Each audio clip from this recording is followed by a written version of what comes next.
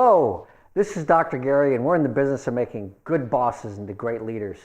And I'd like you to join me in this path. Because recently, a new book came out called Superbosses: How Exceptional Leaders Master the Flow of Talent. How are you mastering the flow of talent in your organizations?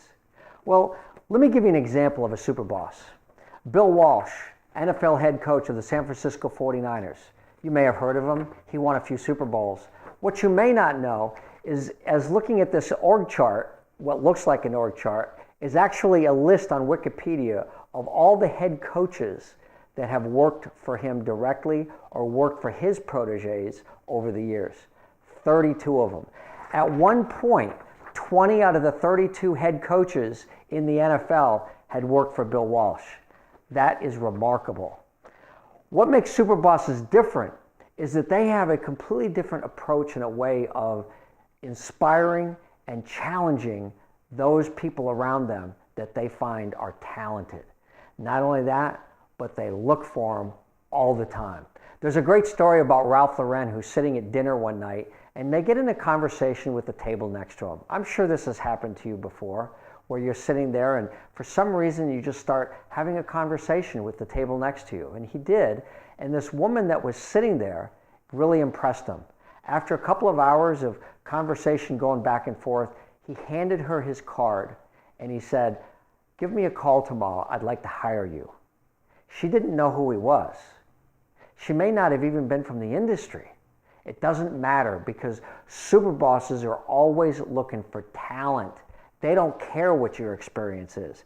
They're looking for the way you think, and they're looking for character in an individual that can become the next great boss. So here's the thing. They have an approach that is very different from other people. They're always interviewing. They're always looking for great leaders. They're always looking for people with a talent for creativity, and then they throw them into a position of great importance. They delegate a project, a task, a division, something that a person can demonstrate their talent. But what they do is, with on-the-job training, they work with them step by step by step to coach, mentor, and develop those leaders of the future. What does your bench look like? What are the leaders of the future for your company prepared for? Do you have any proteges?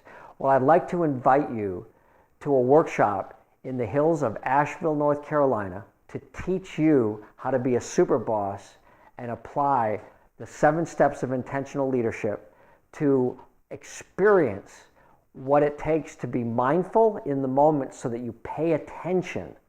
You pay attention to those around you as you go through all of these decisions that you have to make every day, all the challenging tasks that you have to accomplish, the employee problems, the customer issues, the financial situation that you're in.